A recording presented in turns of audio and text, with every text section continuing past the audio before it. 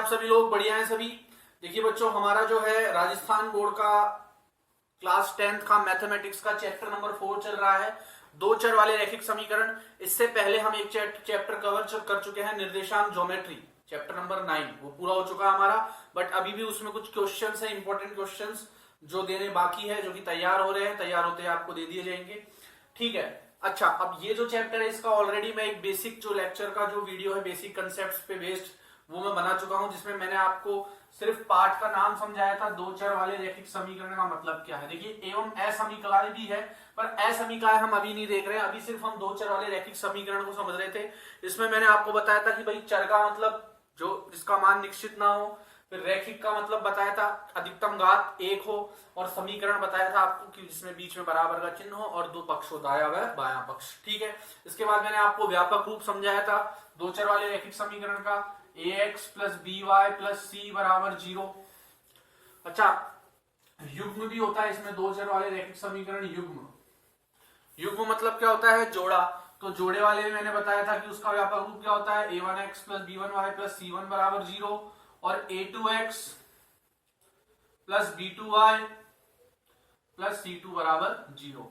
Basically मैंने आपको ये सब चीजें बताई थी। फिर मैंने बताया था a1 b1 a2 b2 और c1 c2 का मान कैसे ज्ञात करते हैं। और इसमें एक बहुत ही महत्वपूर्ण चीज मैंने जो आपको बताई थी, जिसमें बच्चे ज्यादातर गलती करते हैं, वो ये है कि a1 b1 a2 b2 और c1 c2 में जो उनके चिन्ह है वो इनके साथ लिए जाते हैं। अगर प्लस का है तो प्लस साथ में आएगा इनके, और माइनस का है तो माइनस साथ में आएगा। ठीक है। बेसिकली इतना सा हमारा ये जो हमने पिछले वाले जो चैप्टर था, मतलब सॉरी पिछले वाला जो लेक्चर था, उसमें इतना पार्ट हमने रिवाइज किया था। ठीक है। थोड़ा गैप हो गया है 2-3 दिन का, तो अगर आपको थोड़ा प्रॉब्लम आ रही है रिकॉल करने में, तो आप क्या कर सकते हैं, दोबारा उस वीडियो को देख सकते हैं और उसके बाद इस वीडियो को देखिए। ठीक है। अगर आपको रिकॉल नहीं हो पा रहा है या याद नहीं आ पा रहा है, या डायरेक्ट आप इस वीडियो पे आ गए थे, पिछला वाला वीडियो नहीं देखा है, तो पहले उसको देख लीजिए, जिससे आपका बेसिक कंसेप्ट का थोड़ा क्लियर हो जाएगा। चलिए, अब हम इसका आगे कंटिन्यू करेंगे आज इस चैप्टर को। तो आप लोग अपनी कॉपी और पेन के साथ तैयार हो जाइए। अब हम इसको आगे देख रहे हैं इस चैप्टर को। बच्चों आगे इसको देखते हैं हम। देखिए इसमें आप अभी जो है हम देखेंगे कि भाई किसी दो चर वाले रैखिक समीकरण का आलेखीय निरूपण कैसे किया जाता है, उसको आलेख पे कैसे, ग्राफिकल रिप्रेजेंटेशन कैसे होगा उसका। तो एक सिंपल सा मैं समीकरण ले रहा हूं उदाहरण के तौर पे। हालांकि 9th क्लास में आप इसको पूरा कवर करके आए इस टॉपिक को कि किसी दो चर वाले समीकरण का आलेखीय निरूपण कैसे होता है, बट फिर भी एक बार हम रिवीजन पर्पस के लिए इसको देख लेते हैं। तो देखिए, मान लीजिए एक समीकरण लेता हूं मैं, x प्लस वाई बराबर 4। ठीक है। इसका मुझे आलेखीय निरूपण करना है। देखिए आलेखीय निरूपण करना जो है आपको आना चाहिए, इंपॉर्टेंट है, क्योंकि जो बोर्ड में 6 नंबर का क्वेश्चन आएगा वो कहीं ना कहीं इसी पे बेस्ड आएगा। ठीक है। हमारी ये जो पूरी जो ये जो पार्ट है हमारा, इसका पूरा का पूरा जो सार है वो है आलेख द्वारा हल, आलेख द्वारा हल। और ये आलेख द्वारा जो हल है इसका क्वेश्चन आता है 6 मार्क्स का। तो बेसिकली पूरा का पूरा हमारा कंसंट्रेशन इस 6 नंबर को प्राप्त करने पे है। वो कैसे आएगा? जब हमें आलेख बनाना आएगा। आलेख बनाना हम 9th क्लास में सीख के आए हैं, बट रिवीजन पर्पज के लिए हम दोबारा देख रहे हैं। तो ध्यान से देखिए, बाकी सब चीजों से ध्यान हटा लीजिए और पूरा ध्यान आपका यहाँ होना चाहिए। अब अगले 15-20 मिनट या आधे घंटे के लिए जितनी देर का ये वीडियो में बना रहा हूं, उसका पूरा का पूरा समय आपको यहाँ ध्यान रखना है, आसपास ध्यान नहीं रखना है। पूरा कंसंट्रेशन यही होना चाहिए आपका। ठीक है। चलिए, तो मान लो मैंने एक उदाहरण लिया, x प्लस वाई बराबर 4। इसका मुझे आलेख बनाना है। अब इसमें क्या करते हैं हम, सबसे पहले क्या करते हैं, या तो x को अकेला छोड़ते हैं बाएं पक्ष में, या y को अकेला छोड़ सकते हैं, किसी को भी अकेला छोड़ सकते हैं। या तो x को अकेला छोड़ लो, बाकी सब दाएं पक्ष में ले जाओ, या y को बाएं पक्ष में अकेला छोड़ दो, बाकी सब दाएं पक्ष में ले जाओ। अब वैसे ऐसा कोई खास नियम नहीं है, हम किसी को भी ले जा सकते हैं, किसी को भी छोड़ सकते हैं, बट हमारी सरलता के लिए इसमें मैं सबसे पहला जो आपको एक नियम, बेसिक सा नियम बता रहा हूं। ऐसा हार्ड एंड फास्ट नहीं है, बट हमारे को आसानी रहे उसलिए एक नियम बता रहा हूं मैं। सबसे पहले क्या करेंगे इसमें, सबसे पहले किसी भी एक चर राशि को या एक चर को बाएं पक्ष में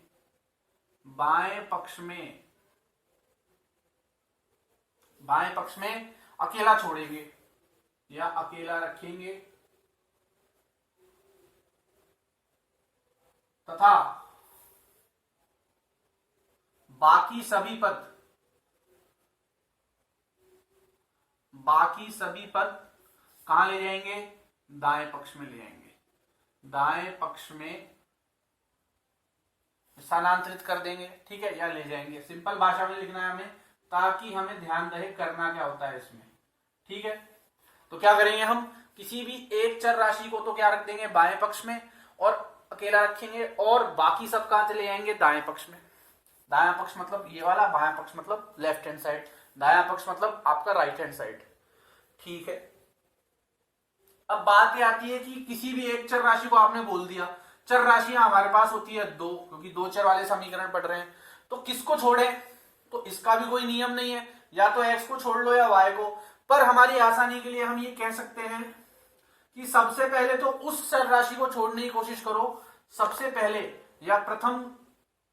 अगर आपको मान लीजिए प्रायोरिटी देनी कि सब किसको छोड़े, कैसे पता लगाएं, तो आप चाहें तो ये कर सकते हैं कि सबसे पहले तो उसको अकेला छोड़ो, उस चर राशि को अकेला छोड़े, उस चर राशि को अकेला छोड़े, उस चर राशि को अकेला छोड़े जिसका कोई गुणांक ना हो, जिसका कोई गुणांक न हो, ठीक है। सबसे पहले तो उसको अकेला छोड़ने की कोशिश करो जिसका कोई गुणांक ना हो। जैसे एक उदाहरण लेता हूं मैं, x प्लस 2y बराबर 4 है, यहां x के साथ कुछ गुणांक है क्या, नहीं है, y के साथ गुणांक है क्या, बिल्कुल है 2, तो किसको अकेला छोड़ेंगे हम, x को छोड़ेंगे जिसके साथ कोई गुणांक ना हो, ठीक है। मान लो इस जैसे ये वाला उदाहरण मैंने लिया, x प्लस वाई बराबर 4, इसमें ना तो x का कुछ गुणांक है ना y का, तो किसी को भी छोड़ दो फिर, ठीक है। अच्छा, इसमें एक स्थिति और हो सकती है कि हो सकता है कि इसके साथ भी कुछ गुणा हो रहा हो और इसके साथ भी कुछ गुणा हो रहा हो, तो अगर दूसरे या फिर क्या देखेंगे हम, द्वितीय, कि यदि दोनों चर राशियों का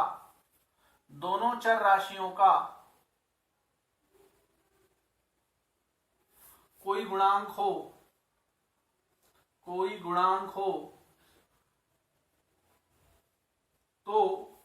तो किसको छोड़े फिर, आपने कहा कि सर उस चर राशि को अकेला छोड़ो जिसका कोई गुणांक ना हो, मान लो दोनों के साथ ही कुछ गुणा हो रहा हो, फिर क्या करेंगे, अब किसको छोड़े, तो फिर यदि दोनों चर राशियों का गुणांक हो तो समगुणांक वाली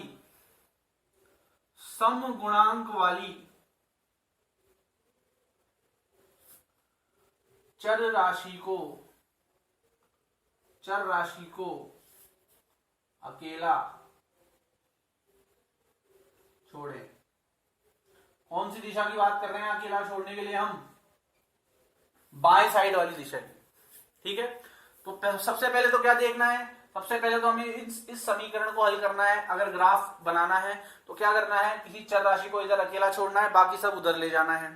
किसको अकेला छोड़े, तो सबसे पहले तो कोशिश करो उस चर राशि को अकेला छोड़ो जिसका कोई गुणांक ना हो।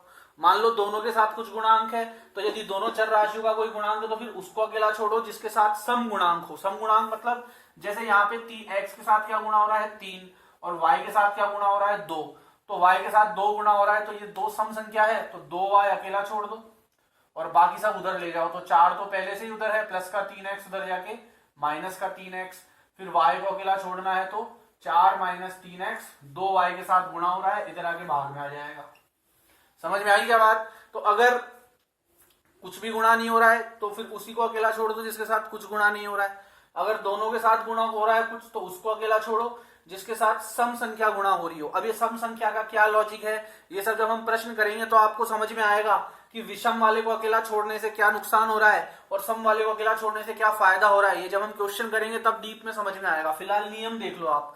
अच्छा, अगर मान लो दोनों के साथ ही कुछ गुणा, कोई विषम संख्या गुणा हो रही है, दोनों के साथ ही कोई विषम संख्या गुणा हो रही है, मान लो ऐसा कोई समीकरण है 3x प्लस 5y बराबर 9, दोनों के साथ ही विषम संख्या गुणा हो रही है। अब क्या करें, तो आपकी मर्जी है, किसी को भी अकेला छोड़ो फिर, ठीक है, किसी को भी अकेला छोड़ दो। तो अगर दोनों के साथ कुछ गुणा नहीं हो रहा है तो किसी को अकेला छोड़ दो, दोनों के साथ विषम गुणा हो रही है, किसी को भी अकेला छोड़ दो। अगर एक के साथ गुणा हो रहा है और एक के साथ कुछ गुणा नहीं हो रहा है तो जिसके साथ गुणा नहीं हो रहा है उसको अकेला छोड़ो। दोनों के साथ ही कुछ गुणा हो रहा है, लेकिन एक के साथ सम है, एक के साथ विषम है, तो सम वाले को अकेला छोड़ो। ठीक है, तो बेसिकली आप ये पॉइंट्स उतार लीजिए। ऐसा कोई हार्ड एंड फास्ट नियम नहीं है, ये नियम सिर्फ आपकी आसानी के लिए और सहजता के लिए बनाए गए हैं, ताकि हल निकालते समय समस्या ना आए। क्योंकि ये 6 नंबर का क्वेश्चन आएगा इसमें से, तो हम चाहते हैं कि सभी तरीके से हम तैयार रहें, कहीं भी मौका ना छोड़ें ये 6 नंबर प्राप्त करने का। समझ में आ रही बात? तो इसको कॉपी कर लीजिए, फिर आगे देखते हैं। इन नियमों को कॉपी कर लीजिए आप। चलिए अब आगे देखते हैं। तो चलो किसी समीकरण का अब हम आलेख बनाते हैं। जैसे मान लो एक सिंपल सा समीकरण लेता हूं मैं, x प्लस वाई बराबर 4। तो हमारे नियम को ध्यान रखते हैं, x के साथ भी कुछ गुणा नहीं हो रहा है और y के साथ भी कुछ गुणा नहीं हो रहा है, तो किसी को भी अकेला छोड़ दो। तो चलो मेरे को x अच्छा लग रहा है, मैं x अकेला छोड़ देता हूँ। 4 पहले से उधर है, प्लस का y उधर जाके माइनस का y। तो बेसिकली चर राशि को इधर अकेला छोड़ने का मतलब क्या है कि बाएं पक्ष में तो जिस चर राशि को आप अकेला छोड़ रहे हो वो रहेगी, बाकी सब राशियां या बाकी सब पद कहां चले जाएंगे? दाएं पक्ष में चले जाएंगे। जो 4 था वो पहले से दाएं पक्ष में था और प्लस का y उधर जाके माइनस का हो गया। फिर क्या करते हैं, एक टेबल बनाते हैं और x और y के 3 मान निकालते हैं। 2 नहीं निकालने हैं, 3 निकालने हैं। ठीक है, 3 क्यों निकालते हैं, 2 क्यों नहीं निकालते हैं, ये भी अभी हम आगे देखेंगे जब ग्राफ बनाएंगे। तो पहले देखिए, देखो अब y जो है इसका मान तो हम रखेंगे और x का मान निकाल लेंगे। अब यहां तो y का मान कुछ भी रख सकते हैं हम, ठीक है, पर कुछ नियम होते हैं मान रख के निकालने के, कि जो मान हम रखें, जो मान हम रखें और जो मान तथा जो मान निकल कर आए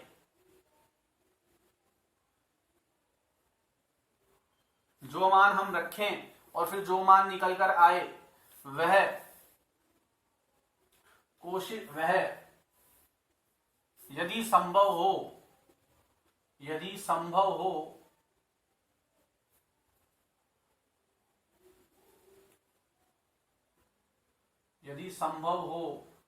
तो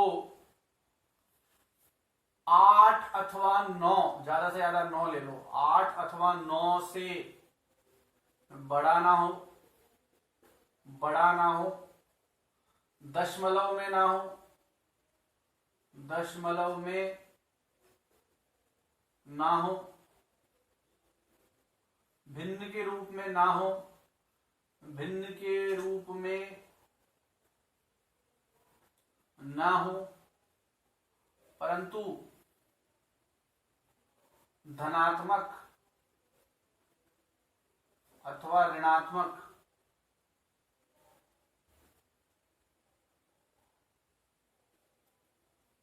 हो सकता है,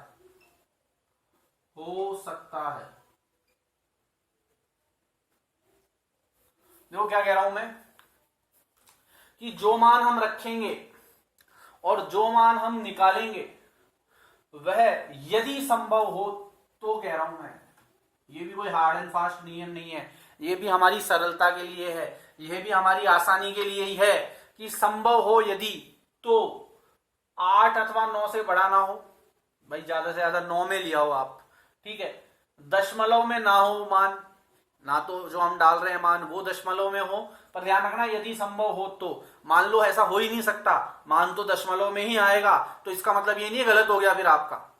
कोशिश ये करनी है कि 9 से बड़ा ना आए, दशमलव में ना आए, भिन्न में ना आए, हाँ प्लस माइनस में आ सकता है। 9 में मतलब ये नहीं कि सिर्फ प्लस में 9 तक, प्लस का 9 भी आ जाए, प्लस के 9 तक आ जाए, प्लस का 1, प्लस का 2, प्लस का 3, प्लस का 4, या माइनस में आ जाए, माइनस का 1, माइनस का 2 से लेके माइनस 9 तक, ठीक है, परंतु कोशिश क्या करनी है, कुल मिला के कहने का मतलब क्या है, ज्यादा बड़ा मान ना आए, क्योंकि ग्राफ बनाने में फिर प्रॉब्लम आती है, ज्यादा बड़ा मान ना आए, दशमलव में ना आए, अगर आ गया दशमलव में तो उसका भी तरीका है, 1-2 क्वेश्चन हम ऐसे भी लेंगे जिसमें मान दशमलव में आएंगे, उन्हें भी हम बनाएंगे ग्राफ पे, पर वो थोड़ा कॉम्प्लिकेटेड रहता है, ठीक है, इसलिए कोशिश करनी चाहिए, अगर जहां तक संभव है तो कोशिश ये करो कि भिन्न में ना आए और दशमलव में ना आए मान, ठीक है, ऐसा कोई मान नहीं आए कि 4.25 या 3.75 या 3/5, बेसिकली अगर ये इस तरह से आएगा भी तो लास्ट में बदलना तो दशमलव में ही पड़ेगा, तो भिन्न के रूप में आ भी गया तो दशमलव में बदलना पड़ेगा, पर कोशिश क्या करनी है कि दशमलव में के रूप में ना आए,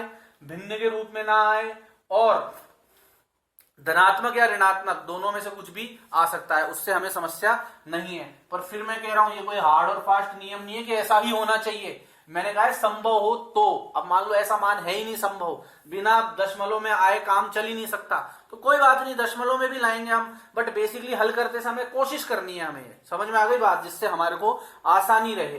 ठीक है, मेन पर्पस क्या है हमारा कि आसानी से बिना गलती के हमारा पूरा क्वेश्चन सॉल्व हो जाए और जो 6 नंबर है वो पूरे के पूरे हमें प्राप्त हो जाए। समझ में आ गई क्या बात? ठीक है, तो इन नियमों को भी आप उतार लेना। अभी मैं पहले आगे इसको बता देता हूं कैसे करना है। तो अब जैसे मान लो y है, अब y का मान मैं 1 रख देता हूं। मैंने बोला 9, 8, 9 तक रख सकते हो आप। y का मान 1 रखा, तो 4 में से y का मान 1 घटेगा, तो यहां कितना आएगा? 3। इसको करके दिखा देता हूं मैं। x बराबर, देखो x बराबर, जब मैं y बराबर 1 रख रहा हूं तो x बराबर 4 माइनस y का मान कितना आएगा? 1। तो x कितना आ जाएगा? 4 में से 1 जाएगा तो 3। तो जब बेसिकली मैंने y का मान 1 रखा तो x का मान कितना आ गया? 3।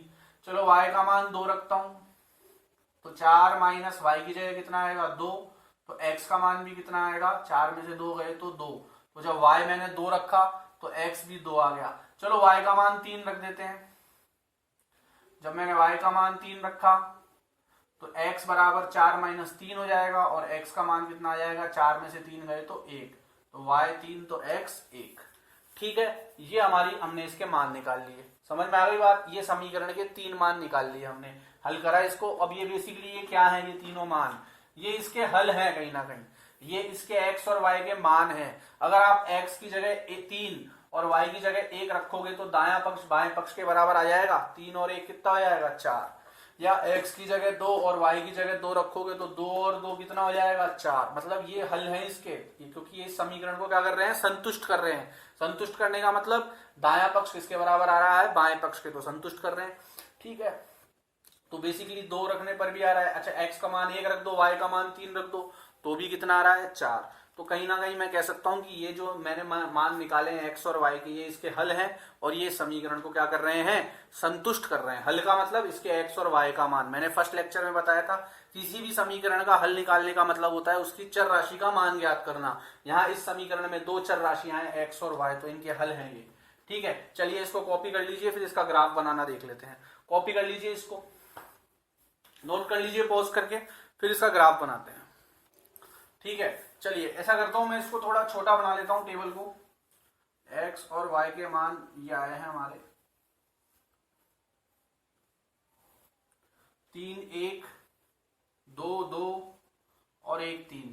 ठीक है, इसको मिटा देता हूं मैं, कि हमें ज्यादा जगह चाहिए होगी ग्राफ बनाने के लिए।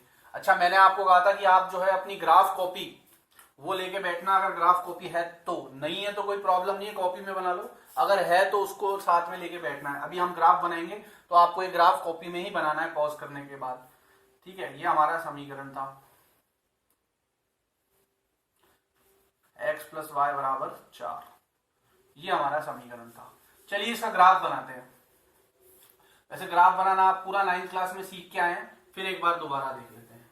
मान लो ये x है, ये x डैश है, ये y है, ये y डैश है। यहां तक तो कोई समस्या नहीं है। जहां दोनों अक्ष एक दूसरे को काट रही है वह केंद्र बिंदु O है। ठीक है, चलिए अब इसमें हम मान लिख लेते हैं 1, 2, 3, 4, 5। 5 तक बहुत रहेगा क्योंकि अधिकतम मान 3 है, तो 5 तक लिख लेते हैं। -1, -2, -3, -4, -5। 1, 2, 3, 4, 5, -1, -2, -3, -4, -5। ठीक है, चलिए x का मान 3, y का मान 1। x में 3 कहां है भाई? x में प्लस का 3 ये रहा, y में प्लस का 1 ये रहा। दोनों कहां मिल रहे हैं? यहां मिल रहे हैं। कौन सा बिंदु हो जाएगा ये? 3,1। x में 2, y में 2। x में प्लस का 2 ये रहा, y में प्लस का 2 ये रहा। दोनों कहां मिल रहे हैं? यहां मिल रहे हैं सर, 2,2। x में 1, y में 3। x में प्लस का 1 ये रहा, y में प्लस का 3 ये रहा। दोनों कहां मिल रहे हैं? यहां मिल रहे हैं, 1,3। 1,3। ठीक है, 1,3। बना लिए। अब क्या करूंगा, इन तीनों बिंदुओं को मिलाऊंगा, इन तीनों बिंदुओं को मिलाऊंगा। अब पहली बात तो मेरा जो है मैंने ग्राफ पे नहीं बनाया है, लेकिन जब आप इसको ग्राफ पे बनाएंगे वैसे सीधी रेखा आनी चाहिए। तीनों बिंदुओं को मिलाने पर एक सीधी रेखा आनी चाहिए। अगर तीनों बिंदु एक सीधी रेखा पे आ गए तब तो आपने जो ग्राफ बनाया है वो बिल्कुल सही बनाया है। क्यों सीधी रेखा क्यों आनी चाहिए, क्योंकि ये कौन से समीकरण है, रैखिक। कौन से समीकरण है, रैखिक। रैखिक मतलब एक सीधी रेखा पे आने वाले। तो रैखिक समीकरण इसी तरह से बनते हैं। अभी द्विघाती होते हैं तो इस तरह से एलिप्स या इक्लिप्स या इस तरह से बनते हैं, बट वो अभी हमारे कोर्स में है नहीं, वो 11th-12th में आते हैं। तो फिलहाल हमारे लिए रैखिक समीकरण है, शुरू में बताया था मैंने पाठ का नाम रैखिक। तो रैखिक है तो मतलब सीधी रेखा पे आएंगे, इसीलिए हम 3 बिंदु निकालते हैं, 2 नहीं निकालते हैं। मान लो 2 बिंदु आप कहीं भी निकाल लो, उनको मिलाओगे तो वो तो सीधी रेखा पे आएगा।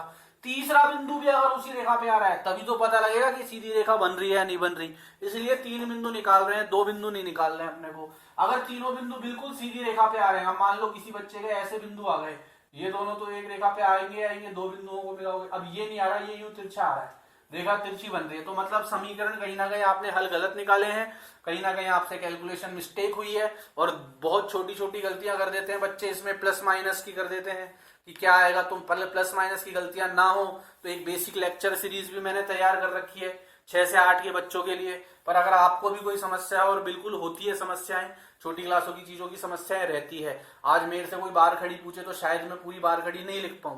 क्यों, क्योंकि ठीक है हमने छोटी क्लास में देखी थी तो बेसिक्स में कमजोरी आ जाती है समय के साथ साथ, तो उसको आप क्लियर कर सकते हैं। ठीक है, कमजोरी इतनी नहीं होनी चाहिए कि वो हमारे जो प्रेजेंट है, जो हमारी जो प्रेजेंट क्लास की पढ़ाई है उसको प्रभावित करे, है तो उसको दूर कर लो। तो आप लोग उस वीडियो को देखिए, बेसिक 6 to 8 के वीडियो बना रहा हूं मैं लेक्चर्स, उनको देख सकते हैं। तो कहीं ना कहीं आपको ये ध्यान रखना है कि अगर ये तीनों बिंदु एक सीधी रेखा पे आ रहे हैं तब तो हमारा ग्राफ सही है। अगर हम 2 चर वाले रैखिक समीकरण की बात कर रहे हैं, ध्यान रखना रैखिक समीकरण की, तो आपका जो तीनों बिंदु है एक सीधी रेखा पे आने चाहिए। और ये क्या बन गया, इसका ग्राफ। अब ग्राफ बनाते समय कुछ चीजें हैं जो हमें ध्यान रखनी है, हमें नंबर काटने का मौका देना ही नहीं है एग्जामिनर को। क्या चीजें हैं, सबसे पहली बात तो ये जो समीकरण है x + y = 4, ये आपको दिखाना है इस रेखा पे कि भैया ये इस वाले समीकरण की रेखा है, पहली बात। दूसरी बात, इसके दोनों तरफ तीर का निशान बनाना है आपको। दोनों तरफ तीर का निशान क्यों बनाना है वो भी सीख लो, क्योंकि इसको आप दोनों तरफ कितना ही बढ़ा सकते हो आगे, इसको कितना ही बढ़ाते जाओ, और ये ब्लैक बोर्ड छोटा बढ़ जाएगा, और इससे बड़ा ब्लैक बोर्ड ले जाओ और बढ़ा लो। कहने का मतलब क्या है, एक तो इसका हर बिंदु जो है, इसके हर बिंदु पे इस समीकरण का हल होगा, इसका हर, इस रेखा पर स्थित हर बिंदु इस समीकरण का हल होगा। और एक 2 चर वाले रैखिक समीकरण के अनेक हल हो सकते हैं, अपरिमित रूप से अनेक हल हो सकते हैं। ठीक है, तो इसको कितना ही बढ़ाओ आप, इनको कितना ही बढ़ाओ, ये कभी नहीं रुकेगी रेखा। इसलिए दोनों तरफ एरो बनाना है आपको, जहां तक आप रेखा बना रहे हो वहां पे दोनों तरफ एरो बनाने हैं। कुछ चीजें होती है जो बहुत छोटी छोटी होती है दिखने में, लेकिन उनके बहुत बड़े बड़े मतलब निकल के आते हैं। ठीक है, तो ये एरो भी कुछ इसी तरह की चीज को दर्शा रहा है। दूसरा, यहाँ पैमाना जरूर लिखना है हमें, पैमाना जरूर लिखना है। पैमाना कैसे लिखना है, एक्स अक्ष 1 सेंटीमीटर बराबर। अब आपको पता है ग्राफ कॉपी जो होती है हमारी, जो ग्राफ कॉपी होती है इस तरह से, उसमें ये जो एक खाना होता है, ये इस एक वर्ग होता है 1 सेंटीमीटर की भुजा का, मतलब हर 2 लाइनों के बीच में दूरी कितनी होती है, 1 सेंटीमीटर। हर 2 लाइनों के बीच में दूरी कितनी होती है, 1 सेंटीमीटर की। अब हमने यहाँ अंतर कितने कितने का लिया था, 1 2 3 4 5, मतलब 1 सेंटीमीटर पे 1 इकाई ली हमने। मान लो अंतर 2 का लेता मैं, 2 4 6 8 10 इस तरह से लिखता गिनती। मान लो बड़े मान आ जाते हैं हमारे पास तो फिर हमें अंतर बढ़ाना पड़ता है। मान लो x का मान 15 आ रहा है, नहीं आ पा रहा 9 से छोटा, कुछ ऐसा कारण है कि नहीं आ पा रहा। मैंने कहा ना संभव हो तो ही होता है ऐसा, मान लो हो ही नहीं सकता, 15 से छोटा मान आएगा ही नहीं x का, तो फिर हमें यहाँ पे अंतर बढ़ाने पड़ते हैं 3 9। तो उस स्थिति में हम क्या लिखते हैं, 1 सेंटीमीटर बराबर जितना भी अंतर आपने लिया, यहाँ तो 1 1 का लिया है तो 1 इकाई, 1 इकाई। मान लो 3 3 का अंतर लेते तो 3 इकाई, 5 5 का लेते 5 0 5 10 15 तो 5 इकाई आ जाता।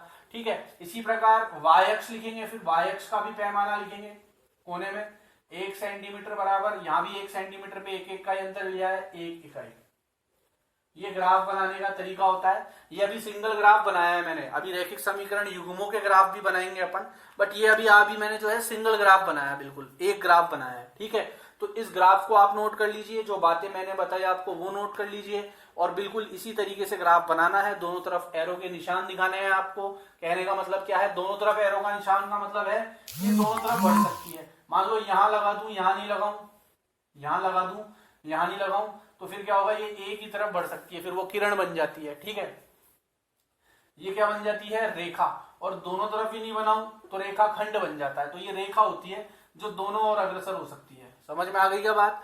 दोनों तरफ इसको कितना ही बढ़ाओ, इसके दोनों तरफ बढ़ाने का मतलब ये है कि इसका हर बिंदु जो है एक हल प्रदान करेगा हमें। मतलब एक रैखिक समीकरण के अनेक हल हो सकते हैं। ठीक है, एक रैखिक समीकरण की बोल रहा हूं मैं, एक समीकरण के अनेक हल हो सकते हैं, एक समीकरण के अनेक हल हो सकते हैं। ठीक है, तो ये सभी इसी के इस समीकरण के क्या है, कहीं ना कहीं हल है। तो ये लेकिन एक ही जो है हम आलेख से दर्शा रहे हैं। अभी दो समीकरण आएंगे हमारे पास, इसके साथ एक और समीकरण आ जाएगा, 5x + 3y = 9। मान लो ऐसा कोई समीकरण आ गया, फिर उसके भी ऐसे ही 3 हल निकालेंगे, उसको भी इसी पे बनाएंगे, और फिर उसके अंदर भी बिल्कुल ये चीज करेंगे, वो हम आगे देखेंगे। फिलहाल आप इसको उतार लीजिए, और ये जो पॉइंट मैंने बताए हैं ये उतार लीजिए। ठीक है, इसके बाद अगले वाले लेक्चर में हम जो है जल्दी अगला, मतलब इसके जैसे आज ये लेक्चर आपके पास आ रहा है, तो अगला जो लेक्चर है वो कल आ जाएगा आपके पास। अब ज्यादा इसमें गैप नहीं रखेंगे अपन। तो अगले वाले लेक्चर में हम दो समीकरणों का ग्राफ एक साथ कैसे बनाते हैं, और जब वो ग्राफ एक बनते हैं या दोनों आलेख बनते हैं तो वो या तो एक दूसरे को किसी बिंदु पर काटेंगे या समांतर आएंगे, तो क्या क्या परिणाम निकल के आएंगे दो ग्राफ बनाने पर, और उन परिणामों का क्या मतलब होता है, उन परिणामों का हल से क्या संबंध होता है, वह भी हम देखेंगे। ठीक है, तो आज के लिए इतना सफिशिएंट है। इसको ग्राफ कॉपी में बना लीजिएगा, और कोई भी प्रॉब्लम हो तो आप मुझे ग्रुप में बता सकते हैं या यहाँ पे कमेंट करके बता सकते हैं। मैं आपकी पूरी समस्या का हल करूंगा। ठीक है, चलिए, धन्यवाद।